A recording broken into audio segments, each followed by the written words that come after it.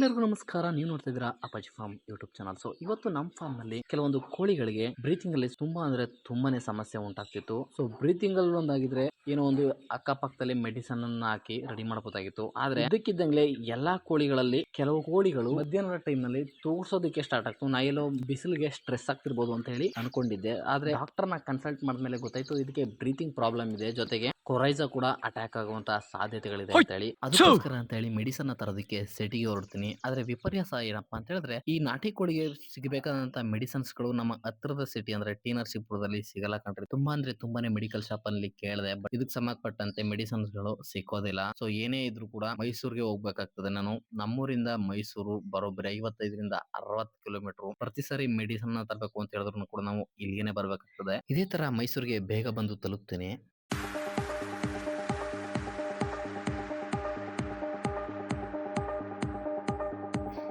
Poultry ಅಸೋಸಿಯೇಷನ್ಗೆ ಬಂದು ಬೇಕಾದಂಥ ಎಲ್ಲ ಮೆಡಿಸಿನ್ಗಳನ್ನು ಕೂಡ ಒಟ್ಟಿಗೆ ತಗೊಳ್ತೀನಿ. ನಾನು ನಿಮಗೆ ಹಿಂದಿನ ವಿಡಿಯೋದಲ್ಲಿ ಹೇಳಿದ್ದೇನೆ, ನಾನಿವಾಗ ಮಶ್ರೂಮ್ ಕಲ್ಟಿವೇಶನ್ ಅನ್ನು ಕೂಡ ಸ್ಟಾರ್ಟ್ ಮಾಡಬೇಕು ಅಂತ. ಸೊ ಅದಕ್ಕೋಸ್ಕರ ಅಂತ 2 in 1 ಕೆಲಸ ಒಟ್ಟಿಗೆ ಆಗಲಿ ಅಂತೇಳಿ ಕಾಂಟ್ಯಾಕ್ಟ್ ನನ್ನ ಮಾಡಿ ಮಶ್ರೂಮ್ ಡೀಲರ್ನ ಹುಡುಕ್ತೀನಿ. ಜೊತೆಗೆ ಅದು ಈ ಸ್ಪಾಟ್ ಇಂದ ಬರೋಬ್ಬರಿ ಏನಿಲ್ಲ ಅಂದ್ರೂ ಕೂಡ 4 ಕಿಲೋಮೀಟರ್ ದೂರನೇ ಇದೆ. ಇವಾಗಲೇ ನಾನು ಹಾರ್ಗೇಟ್ ಇಂದಾನೆ 1.5 ಕಿಲೋಮೀಟರ್ 2 ಕಿಲೋಮೀಟರ್ ನಡೆದಿದ್ದೀನಿ. ಇವಾಗ ಅದಲ್ದೇನೆ ಇಲ್ಲಿಂದನೂ 4 ಕಿಲೋಮೀಟರ್ ನಡಿಬೇಕು. ಈ ತರ ಬಿಸಿಲಲ್ಲಿ ನಡೀತಾ ನನಗನ್ಸಿದ್ದು ಮೈಸೂರಿಗೆ ಬೈಕಲ್ಲೇ ಬರ್ಬೇಕಿತ್ತು ಅಂತ. ದುಡ್ಡ್ಯಾರ್ ನಿಮ್ಮ ಅಪ್ಪ ಕೊಡ್ತಾನೆ. ಅಂತೂ ಇಂತೂ ನಮ್ಮ ಫ್ರೆಂಡಿಂದ ಡೀಲರ್ ನಂಬರ್ನ ತಗೊಂಡು ಲೊಕೇಶನ್ಗೆ ಹೋಗ್ತಾ ಇದ್ದೀನಿ ನಡ್ಕೊಂಡು. ಸೊ ಇವಾಗ ಜರ್ನಿಯನ್ನ ಸ್ಟಾರ್ಟ್ ಮಾಡ್ತಾ ಇದ್ದೀನಿ. ಬನ್ನಿ ಈ ಸತ ನಡ್ಕೊಂಡೇ ಹೋಗೋಣ. ಈ ಸತ At Ramaswamy Circle, continue straight to stay on Jhansi Rani Lakshmi Bai Road, Mangalore, Mysore Highway.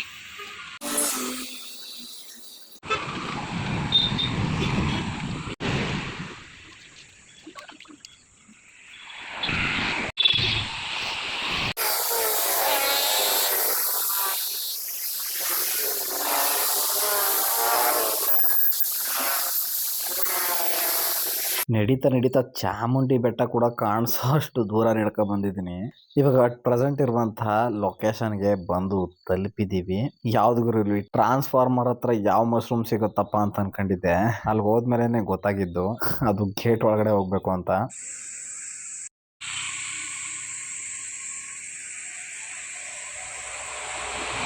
Mushroom spawn ಅನ್ನ ತಯಾರು ಮಾಡುವಂತ ಒಂದು ಜಾಗಕ್ಕೆ ಇವಾಗ ನಿಮ್ಮನ್ನ ಕರ್ಕೊಂಡು ಬಂದಿದ್ದೀನಿ. ಬನ್ನಿ ಸ್ವಲ್ಪನಾದ್ರೂ ಅದ್ರ ಬಗ್ಗೆ ತಿಳ್ಕೊಳ್ಳೋಣ. ನಿಮ್ ಕಡೆಯಿಂದ ಏನಾದ್ರು ಕಂಪ್ಲೀಟ್ ಸಪೋರ್ಟ್ ಅನ್ನ ಸಿಕ್ಕಿದ್ರೆ ಮಶ್ರೂಮ್ ಸ್ಪಾನ್ ಅನ್ನ ತಯಾರು ಮಾಡುವಂತ A to Z ಮಾಹಿತಿಯನ್ನ ಕೊಡ್ತೀನಿ ಮುಂದಿನ ದಿನಗಳಲ್ಲಿ.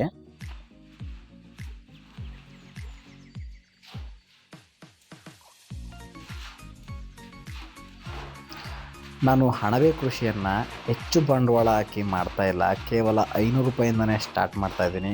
ನಿಮಗೂ ತಿಳ್ಕೊಳ್ಳಿ ಅಂತ ಹೇಳಿ, ನಾನು ಎಕ್ಸ್ಪೀರಿಯನ್ಸನ್ನು ತಗೊಳ್ಳೋದಕ್ಕೋಸ್ಕರ ಅಂತ ಹೇಳಿ ಕಡಿಮೆ ಬಂಡವಾಳದಲ್ಲೇ ಅಣಬೆ ಕೃಷಿಯನ್ನು ಸ್ಟಾರ್ಟ್ ಮಾಡ್ತಾ ಇದ್ದೀನಿ. ನನ್ನ ಈ ಹೊಸ ಪ್ರಯತ್ನಕ್ಕೆ ಯಾರು ಸಪೋರ್ಟ್ ಮಾಡ್ತೀರಾ ದಯವಿಟ್ಟು ಕಮೆಂಟ್ ಮಾಡಿ ತಿಳಿಸಿ.